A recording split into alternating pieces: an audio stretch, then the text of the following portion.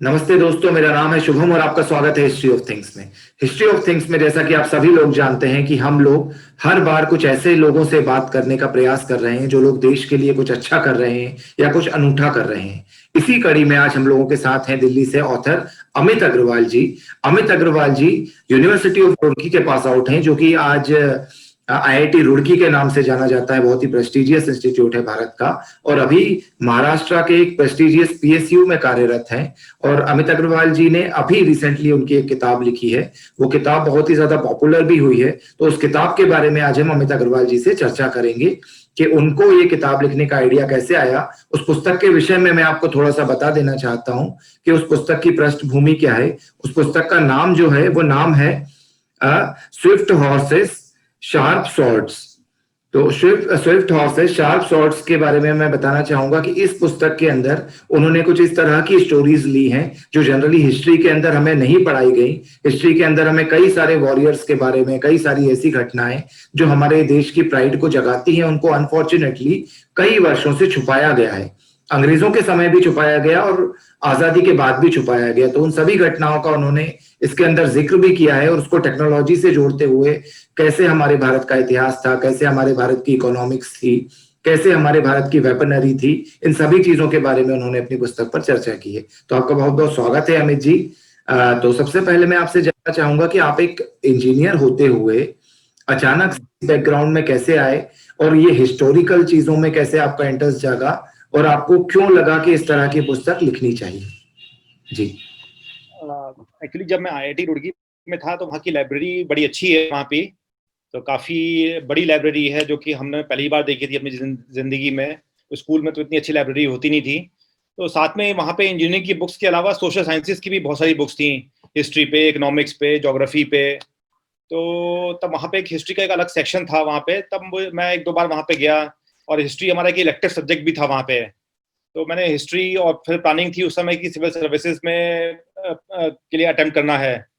तो उसकी वजह से मैंने सिविल हिस्ट्री को जो है एक अलग उससे एंगल से देखा। मैंने वहाँ पे कुछ कुछ किताबें पढ़ी मैंने। तो किताबों में पाया कि जो मैंने 11th 12th और 7th 8th में मैं एनसीईआरटी की बुक से पढ़ता था, जिसमें इन्वेडर्स को ही हमेशा ग्लोरीफाई किया गया, उसमें हमारे राजाओं को कहीं नाम ही नहीं था। और अभी जो फिर ये इन किताबों में बहुत ही डिफरेंट लिखा हुआ है इसमें। तब मेरी क्यूरियोसिटी जगी कि इतना क्यों ये वर्जन जो है म्यूचुअली एक्सक्लूसिव है, ये एक कुछ और बोल रहा है, दूसरा कुछ और बोल रहा है। तो वहां से मेरा एक इंटरेस्ट जागा कि ऐसा क्यों है, ये जो पढ़ाया बच्चों को कुछ और जा रहा है, हुआ कुछ और था। फिर उसके बाद जब मैंने ग्रेजुएशन पास आउट करने के बाद जब हिस्ट्री में का मैंने वो लिया, हिस्ट्री और एंथ्रोपोलॉजी का इलेक्टिव लिया है सिविल सर्विसेज में, तब और भी जानने की जान पाया मैं हिस्ट्री के बारे में। तब मुझे और भी लगा कि हिस्ट्री जो है एक अलग तरीके से लिखनी चाहिए, जो कि एक्चुअली जैसे हुआ, एज इट हैपेंड जैसे बोलते हैं ना, किसी एक जो जैसे आजकल जो है लेफ्ट लिबरल नैरेटिव जो चल रहा है, उसकी बजाय हमारे एक नैरेटिव होना चाहिए जो एक्चुअली हुआ। कुछ हमारे राजाओं के बारे में भी हो, कैसे उन्होंने रेजिस्टेंस दिया उसको, कैसे उन इन्वेडर्स को रोका, कैसे हम आज भी जो है हम अपनी संस्कृति को बचाए हुए हैं। बाकी संस्कृतियां जैसे इजिप्ट की है, ग्रीस की है, पर्शिया की है, सबकी सब खत्म हो गई इन अब्राहमिक रिलीजन्स के अटैक से। तो आइदर या तो वो इस्लामिक हो गई हैं या वो क्रिश्चियन हो गई हैं। अपनी उन्होंने पूरी खो चुके हैं वो, और उनको पता भी नहीं है कि उनकी ऐसी बढ़िया वो थी। एक आज इंडिया ही है, और थोड़ा बहुत जो चाइना है वो अपनी संस्कृति बचा के रखे हुए है, बाकी सब लोग मिट गए हैं।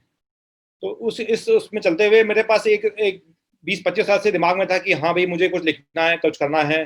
फिर लेकिन पीएसयू में आके काम में बिजी हो गए, फैमिली लाइफ में बिजी हो गए।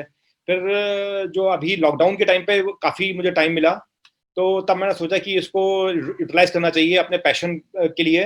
तब मैंने वहाँ पे लिखना शुरू किया। पहले मैंने काफ़ी पढ़ा 1 महीने, कि उसको ब्रशअप किया मैंने। अपनी बैकग्राउंड तो थी मेरी, फिर एक्चुअली डिटेल में क्या था, मैंने बहुत सारी किताबें पढ़ी मैंने, जिसमें एक आंद्रे विंक हैं, एक जादूलाल सरकार हैं, और के एस गोयल हैं। तो इन सब की किताबें मैंने पढ़ी मैंने। फिर मैंने सोचा कि इनको अपने बारे में अपने हिसाब से मुझे लिखना चाहिए, एक कंसाइज वर्जन, ताकि लोग बोर भी ना हो। क्योंकि मैंने हमेशा सुनता आया हूँ कि हिस्ट्री जो है एक बड़ा बोरिंग टॉपिक है, उसमें सिर्फ डेट्स होती हैं उसमें, और मार्काट होती है, बाकी तो कुछ होता ही नहीं है उसमें, इतने लोग मरे, इतने ये हुआ। तब मैं सोचा कि उसके पीछे हिस्ट्री में क्या उस समय कंडीशंस थी, इकोनॉमिक कंडीशंस, पॉलिटिकल कंडीशंस, क्या सोशल सिनेरियो थे उस समय, कैसे क्या हुआ, लोगों ने कैसे उस अटैक को इंटरनलाइज किया उसको, कैसे हमारे मंदिर बचे रहे, कैसे टूट गए, मतलब जो भी है पूरा जो है मैंने उसकी व्याख्या अपने बुक में करी है मैंने। तो इस तरीके से करीब सितंबर अक्टूबर में मेरी किताब जो है वो रेडी हो गई थी। फिर मैंने कई सारे पब्लिशर्स को मैंने मेल लिखी कि मैंने ये किताब लिखी हुई है, ये मैं इसको पब्लिश करना चाहता हूँ। उसमें जैसे रैंडम हाउस हो गए और एक आध और भी नामी गिरामी जो थे उनको लिखा मैंने, बट किसी का मेल भी वापस नहीं आया।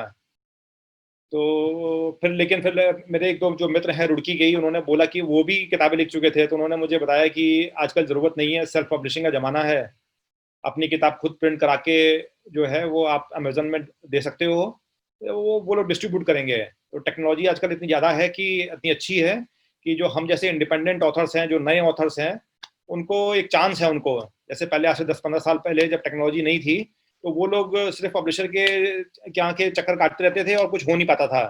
ऐसा मैंने कई कहानियों में भी पढ़ा, कई लोगों से भी सुना मैंने।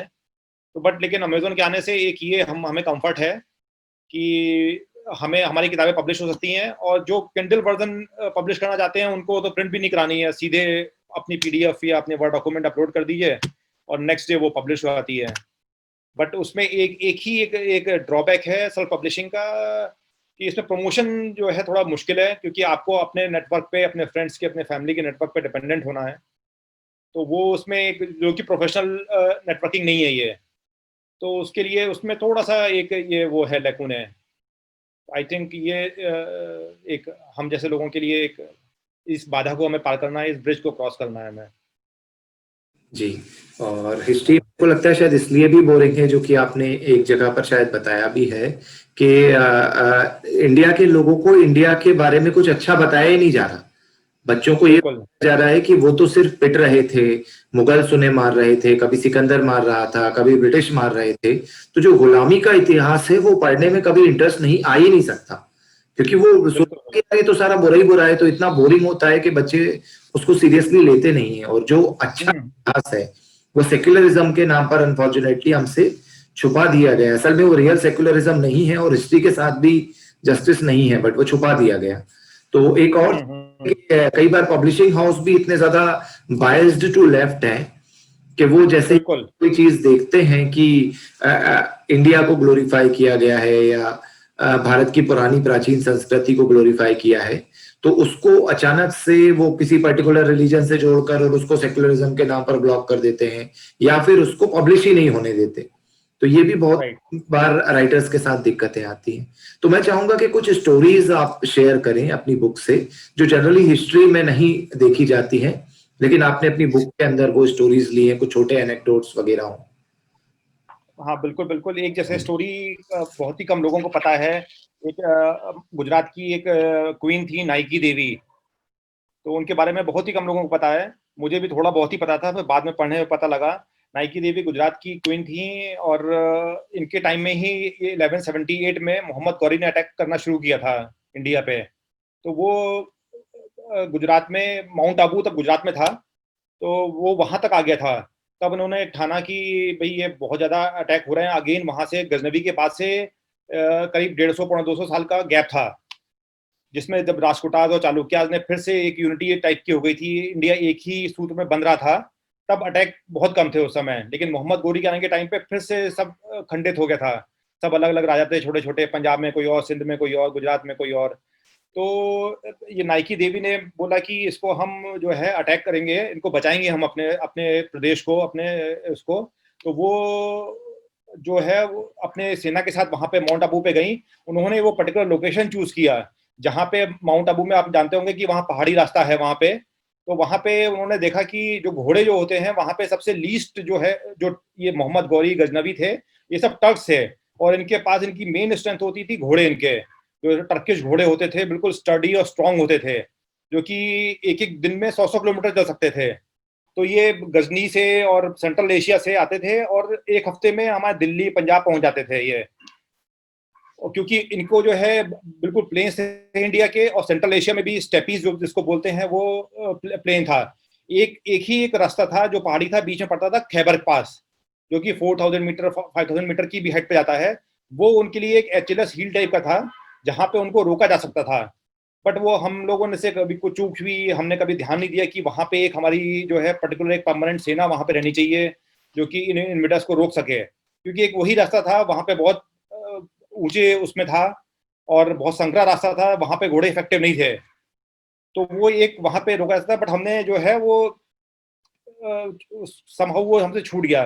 तो नाइकी देवी ने क्या कहा, क्या बोला कि ये 300 जो ये माउंट आबू का जो रास्ता है, इस पे घोड़े जो है इनके इनके जो बहुत इफेक्टिव नहीं रहेंगे इस एरिया में, तो हम यहाँ पे उनको रजिस्ट करेंगे, यहाँ पे उनको यहाँ पे हराएंगे उनको। तो उस वजह से उन्होंने अपनी स्ट्रेटेजी अपनाई। आपने अगर देखा होगा, एक मूवी आई थी स्पार्टा पे, 300 नाम की एक मूवी थी, तो उस मूवी में भी लगभग ऐसे ही हुआ था। उसमें स्पार्टन्स ने जो है एक संकरा रास्ता ढूंढा उन्होंने कि पर्शियन को जो है वो जो जेवियर था उसको बहुत बड़ी सेना 1 लाख की सेना लेके आया था, तो वहां पे उन्होंने कि 300 उनके सैनिक थे, उन्होंने उनको कई दिन रोक के रखा। इसी तरीके से नाइकी देवी ने भी माउंट आबू के रास्ते पे मोहम्मद गौरी को रोक के रखा वहां पे, उनको फिर अपनी उस स्ट्रेंथ को जो उनके घोड़े थे उसको उन्होंने बहुत ज्यादा प्रभावशाली नहीं होने दिया। तो मोहम्मद गौरी बुरी तरीके से हारा, उसकी सारी सेना जो है वो उसका कत्लेआम हुआ और मोहम्मद गौरी खुद भी बहुत घायल हो गया।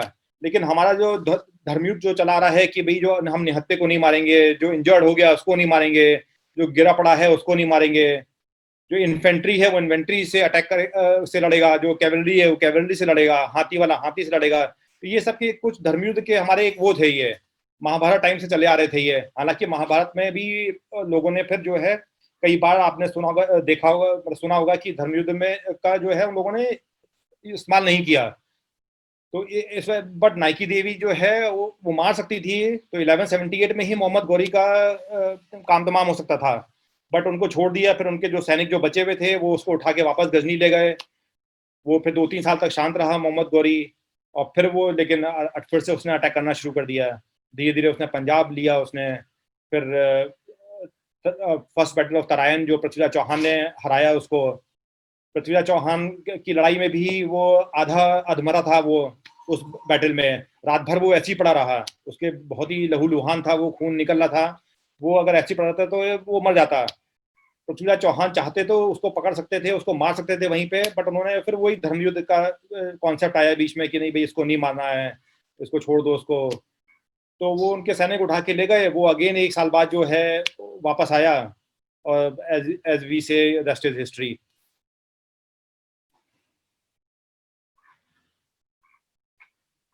तो ये एक छोटी सी नाइकी देवी की एक स्टोरी थी एक ये। जी जी जी। तो इस तरह के काफी सारे ब्लंडर्स भी हमारी तरफ से हुए हैं, और एक कि ऐसा नहीं है कि जैसा कि बताया जाता है कि वो आ गए और आसानी से लूट लिया और इंडिया की तरफ से रेजिस्टेंस नहीं हुआ। तो काफी सारे छोटे राजा महाराजा हैं जिनने काफी रेजिस्टेंस किया, लड़ाई लड़ी, इसी कारण शायद ये सभ्यता अब तक बची हुई है। तो गुलामी के इतिहास की जगह उसको निरंतर संघर्ष का इतिहास कहा जाना चाहिए, जो कंटिन्यूअस राजा हारता था, दूसरा लड़ता था, दूसरा हारता था, तीसरा। तो कभी भी हम लोग कंप्लीटली सरेंडर नहीं हुए, इसी कारण भी हमारी सभ्यता आज तक जीवित है, बची हुई है। तो इस तरह की स्टोरीज आपने लिखी हैं। तो आपने थोड़ा सा इकोनॉमिक और साइंटिफिक मतलब इंजीनियरिंग वाले एस्पेक्ट को भी छुआ है आपकी पुस्तक में, तो उसके विषय में बताएं कि प्राचीन भारत की कैसी इकोनॉमिक्स थी या इंजीनियरिंग थी। हाँ, एक मैंने बुक में एक रिचर्ड ईटन करके एक हिस्टोरियन हुए हैं, तो उन्होंने कुछ कुछ टेबल्स बनाई थी। तो सबसे जो है मैं 2 टेबल उनकी बड़ी मुझे अच्छी लगी जो मैंने यूज की है उसकी टेबल की। एक तो जो पहली है उन्होंने एक बनाया कि एक उन्होंने फ्रैक्शनाइजेशन इंडेक्स उन्होंने एक क्रिएट किया कि हर कंट्री कितना डाइवर्स है और कितना होमोजीनियस है। तो वो उस टेबल में जो है हमारा कंट्री जो है वो टॉप पे है। तो जो जैसे इंडेक्स जो है 1 है, मतलब वो कंट्री मोस्ट डाइवर्स है वर्ल्ड में, और जो जो 0 के पास आसपास है वो सबसे होमोजीनियस है। तो मैंने एक उसमें कोरिलेशन निकाला मैंने कि जितनी भी होमोजीनियस कंट्री हैं वो सब इकोनॉमिकली वेरी सक्सेसफुल हैं, उनका सोशल पैरामीटर्स भी वो बहुत हाई हैं, वुमेन की पोजीशन बहुत अच्छी है, वो बड़े इकोनॉमिक एडवांस कंट्री हैं, वो क्राइम बिल्कुल बहुत कम है वहाँ पे। जबकि जो हेट्रोजीनियस कंट्री है जैसे इंडिया है, तो उस टेबल में मैंने दिखाया है कि जो पापुआ न्यू गिनी करके कंट्री है जो ऑस्ट्रेलिया के पास में है, ऑस्ट्रेलिया के नॉर्थ में, वो बहुत पूरा ट्राइबल कंट्री है, वो सबसे डाइवर्स है। तो लेकिन उसकी पॉपुलेशन हार्डली 40-50 लाख है। सिमिलरली उसमें ऑस्ट्रेलिया भी को डाइवर्स दिखाया गया है, वहाँ पे कुछ एबोरिजिन्स हैं तस्मानिया में वगैरह वगैरह। बट जो जो इंडिया की सिचुएशन बिल्कुल अलग है। एक तो इंडिया की पॉपुलेशन 130 करोड़ है, और प्लस इंडिया की जो माइनॉरिटीज हैं वो भी बहुत वोकल हैं, कुछ बहुत वायलेंट भी हैं वो। तो इंडिया में इसीलिए जो जो इतनी ज़्यादा हेट्रोजेनिटी है वो उसके कारण जो हमेशा कॉन्फ्लिक्ट है, हमेशा हम कॉन्फ्लिक्ट मोड में रहते हैं, हमेशा कहीं ना कहीं झगड़ा चलता रहता है, कहीं लड़ाई चलती रहती है, कहीं आंदोलन चलता रहता है। तो उसकी वजह से हमारा जो हमारी सरकार का ध्यान या हम जो लोगों का है, वो एनर्जी जो है उनकी तरफ ज़्यादा रहती है, बजाय फोकस करने की वो कि अपने वर्क में प्रोग्रेस वो करें, फोकस करें, वहाँ पे प्रोग्रेस करें। तो उसकी वजह से हमारी इकोनॉमिक प्रोग्रेस जो है बहुत कम है। तो इसी एटलीस्ट एवरेज है, बहुत ज़्यादा अच्छी तो नहीं है। तो इसी तरीके से जो भी वो कंट्रीज हैं सबके सब जो है इकोनॉमिकली अंडर डेवलप्ड कंट्रीज हैं। जबकि जो चाइना हो गया, साउथ कोरिया हो गया, यूरोपियन कंट्रीज हो गए, अमेरिकन कंट्रीज हो गए, वहाँ पे कॉन्फ्लिक्ट की सिचुएशन बहुत कम है। तो इसलिए वो इकोनॉमिक प्रोग्रेस इकोनॉमिकली बहुत वेल ऑफ है। सिमिलरली दूसरा इसी तरीके से इंडिया जब तक 1080 तक होमोजीनियस कंट्री था, सिर्फ हिंदूज थे और वहाँ पे कुछ ट्राइबल्स थे, तो सब बिल्कुल होमोजीनियस था। हालांकि रीजन बहुत बड़ा था, फिर भी होमोजेनिटी थी, कॉन्फ्लिक्ट आपस में बहुत कम थे। आपस में राजा एक दूसरे को अटैक करते थे, टेरिटरी को एक दूसरे को छीनने की कोशिश करते थे, उसके पे आधिपत्य जमाने की कोशिश करते थे। लेकिन फिर भी अटैक वैसा नहीं होता था कि पूरे के पूरे शहर साफ हो जाएं, पूरा जो है आबादी खत्म हो जाए। अधिक से अधिक क्या होता था कि एक राजा दूसरे राजा को अटैक करता था, उसका राज्य जीतता था, उसका साम्राज्य जीतता था, और उसके बड़े बेटे को उसका राजा बना देते थे। वो खुद भी राजा नहीं बनता था। ये आपने सुना होगा कि बहुत जगह कि उसका बड़े राजा का उसका फिर खुद ही राजाभिषेक भी कर देते थे। तो जो सॉर्ट ऑफ हमारा जो था वो आपस में काफी मतलब धर्म युद्ध जो था वो धर्मयुद्ध था, और बहुत ज्यादा एग्रेसिव या बहुत ज्यादा वायलेंट या बहुत ज्यादा ब्लडशेड नहीं था वहां पे। तो इसलिए हम उस समय फर्स्ट एडी से लेके 1000 एडी तक हम जो वर्ल्ड की 25% जीडीपी को हम प्रोड्यूस करते थे। तो चाइना भी लगभग 25% करता था, बट वो नंबर 2 पे जाता था हमसे। तो उस टेबल में मैं दिखाया है कि हमारी कितनी ज्यादा जीडीपी है, चाइना की कितनी है, और बाकी कंट्रीज की कितनी है। तो इंडिया और चाइना मिलके मोर देन 50% हम जीडीपी जो है प्रोड्यूस करते थे। But after the this Delhi सल्तनत हमारा सोशल प्रोग्रेस तो बहुत ही खराब हो गया, लेकिन इकोनॉमिक प्रोग्रेस फिर भी चल रहा था। क्योंकि हमारी जो कंट्री थी, हमारा जो इसमें दो बहुत बड़े बेसिन है, रिवर बेसिन, एक इंडस और एक गैंजेटिक। तो ये इसके कारण हमारी सॉइल जो है बहुत फर्टाइल है। जैसे यूरोप में जो जो इसको सॉइल यील्ड रेशियो बोलते हैं, यूरोप की 1:1.6 है, हमारी 1:4 है। मतलब हम अगर एक हेक्टेयर में हम 4 गुना जो है वो प्रोड्यूस कर सकते हैं, जबकि यूरोप जो है 1.6 ही कर सकता है। हमारी जो वेदर ऐसा है, वाटर ऐसा है कि एक एक साल में हम 3-3 4-4 क्रॉप कर सकते थे। इसकी वजह से हमारा जिस एग्रीकल्चर की वजह से बहुत जो है हमारा रिच रहा कंट्री हमेशा। हमें कभी भी ऐसा नहीं रहा कि हम बहुत गरीब रहे। तो यही even after establishment of Delhi सल्तनत हमारी इकोनॉमिक प्रोग्रेस चलती रही 1600 एडी तक, जब तक कि अंग्रेज नहीं आ गए। जब अंग्रेज आए तो तब हमारी इकोनॉमिक सिचुएशन भी अचानक बहुत खराब होने लगी, क्योंकि वो एटलीस्ट जो भी सल्तनत थे और फिर जो मुगल्स आए, वो यहाँ का जो वेल्थ थी वो यहीं पर रहती थी, इंडिया में रहती थी। वो बहुत ज्यादा बाहर नहीं आती थी। हालांकि वो थोड़ा बहुत खलीफा जो थे बगदाद के और टर्की में वो उनको भेजते थे, बट उतना सब्सटेंशियल अमाउंट नहीं था। बट अंग्रेज जो थे वो सारा का सारा हमारा जो वेल्थ था वो यहाँ से लेके चले गए। तो इसकी वजह से हमारी ये सिचुएशन जो है 1600 एडी के बाद इकोनॉमिक सिचुएशन खराब रही। और इवन आफ्टर इंडिपेंडेंस हम जो सोशलिस्ट पॉलिसीज में चले गए, 5 ईयर प्लान बनने लग गए। जो महालनोबिस थे हमारे, जो इकोनॉमिस्ट थे, उनके बेसिस पे हमारी प्लान इकोनॉमी चली। तो उस वजह से हमारा 1947 से लेकर 1990 तक जो है वो इकोनॉमिक पोजीशन बहुत खराब रही। आफ्टर ओनली लिबरलाइजेशन जो है वो 1990 के, तब हमारी इकोनॉमिक प्रोग्रेस थोड़ी शुरू हुई। इनफैक्ट इतनी खराब थी कि इसको लोगों ने हिंदू रेट ऑफ ग्रोथ भी कहना शुरू कर दिया था। ये भी एक तरीका था हम हिंदुओं को नीचे दिखाने का कि हम कभी प्रोग्रेस नहीं कर सकते हम। तो ये सब भी जो फ्रेज जो थे ये सेकुलर फ्रेजेस थे, लेफ्ट लिबरल जो इसको बोलते हैं, ये सब फ्रेजेस थे ताकि हम लोग हमेशा नीचे रहें। ये तो यही सब मैंने कोऑर्डिनेट करने की कोशिश करी है। एक दूसरी जो है वो नेटवर्क थ्योरी है, जो कि मैंने किया है कि एक दो तरीके के नेटवर्क्स होते हैं, दो तरीके के सिस्टम्स होते हैं। एक तो होता है कि कंसंट्रेटेड, एक होता है डिस्पर्स्ड।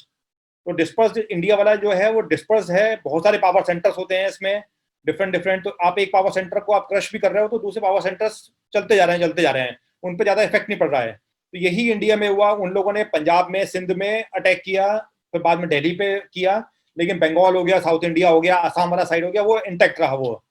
तो वो उस वजह से हमारी संस्कृति बची रही।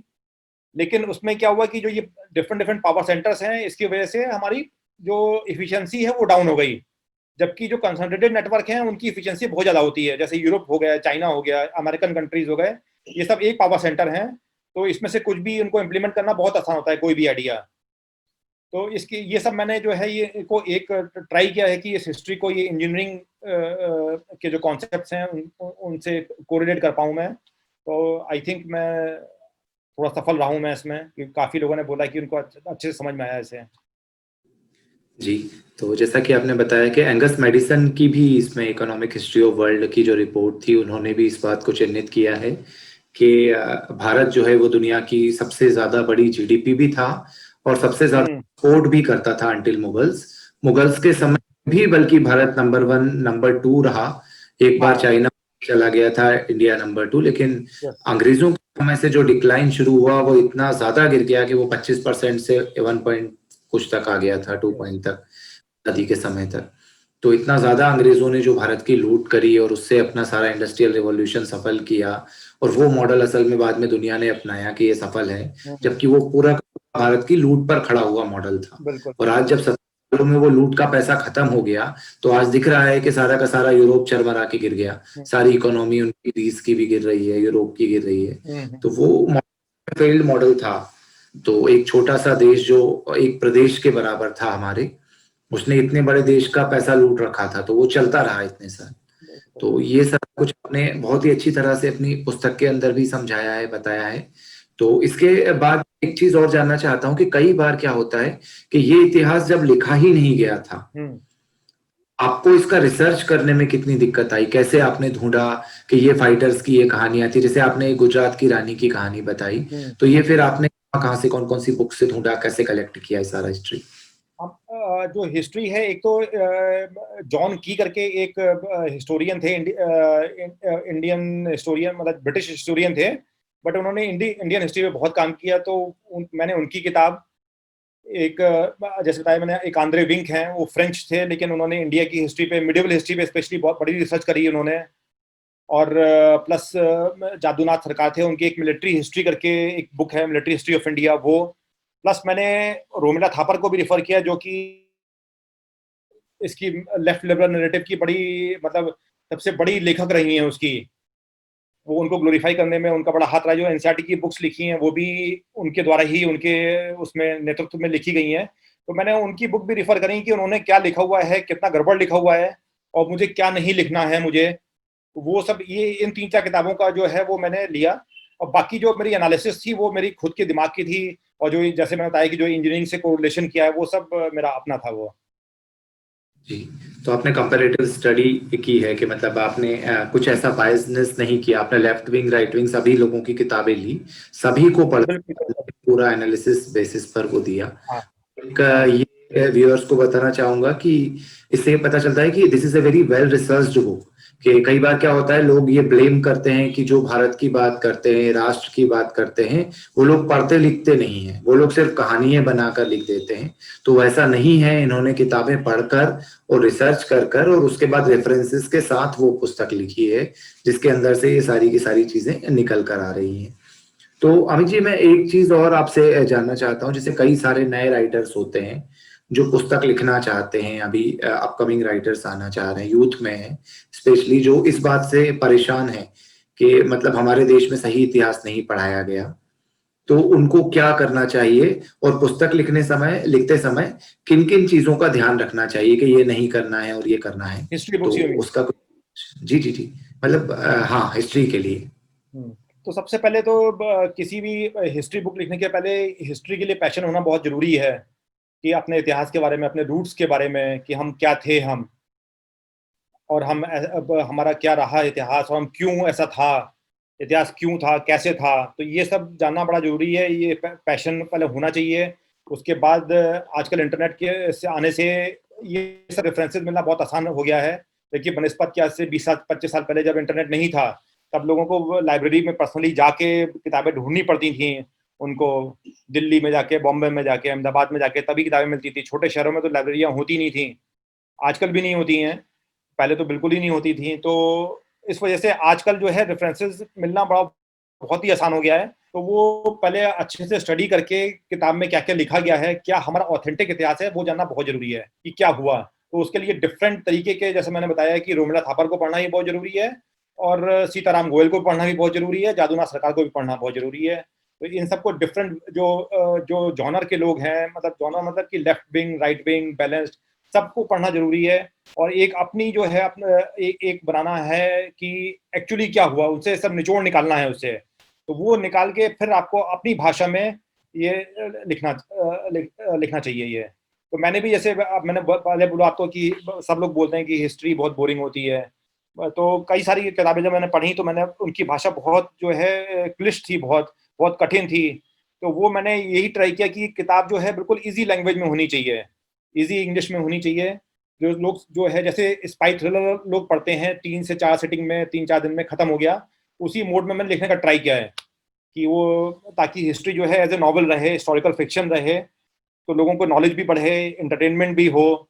तो ये ट्राई किया मैंने। ऐसे ही मैं लोगों आशा करता हूँ कि बाकी लोग भी जो लिखेंगे वो एक अच्छी भाषा में लिखेंगे और बैलेंस वर्जन लिखेंगे, और प्लस जो हमारी अच्छाइयाँ थी उस पर भी लिखेंगे, और जो हमने गलतियां करी, ऐसा नहीं है कि हमने गलतियां नहीं करी और सडनली वो लोग आए और हम पे अचानक अटैक करने लग गए, ऐसा भी नहीं हुआ, हमसे भी कई सारी मिस्टेक हुई। तो वो उसके बारे में भी जानना बहुत जरूरी है, क्योंकि वो सिचुएशन और आज की सिचुएशन लगभग बहुत ज्यादा परिवर्तन नहीं है। अभी भी आप देखेंगे कि वही सब सिनेरियोज चल रहे हैं अभी भी, और वही मिस्टेक हम दोबारा से कर रहे हैं। तो वो सब नहीं करना है, तो ये सब जानना बहुत जरूरी है कि वो मिस्टेक दोबारा रिपीट ना हो। जी, तो ये बहुत ही अच्छा आपने बताया कि सभी तरह का एक व्यू जानकर एक बैलेंस, जो भारत की परंपरा भी असल में यही रही है, जो हाँ, उपनिषद बताया गया है कि शास्त्र परंपरा में शास्त्रार्थ जब होता था तो दोनों के पॉइंट ऑफ व्यू को रखकर समझा जाता था और उसमें से एक सच का निचोड़ निकल कर आता था। अनफॉर्चुनेटली कुछ लोगों ने उसको इतना ज्यादा वन साइडेड बना दिया कि दूसरी साइड लिखना बहुत आवश्यक हो गया। तो हम लोग अपने व्यूअर्स से यही कहेंगे जो अपकमिंग राइटर्स हैं कि वो इस तरह का एक बैलेंस्ड व्यू रखने का प्रयास करें, इस तरह की हिस्ट्री लिखें जो असल में सत्य हो, उसको कहीं से भी उसको उसके अंदर झूठ डालने का प्रयास ना करें। तो आपका बहुत बहुत धन्यवाद अमित जी हमें समय देने के लिए। आशा है सभी लोगों ने आपसे बहुत कुछ सीखा होगा, और हम लोग आपकी बुक का नाम अपने डिस्क्रिप्शन में लिखेंगे, तो आप सभी लोग अमेजन पर जाएं और इनकी बुक को जरूर खरीदें, क्योंकि वो बुक भारत के इतिहास को सही तरह से बताती है। तो धन्यवाद अमित जी। धन्यवाद जी, धन्यवाद।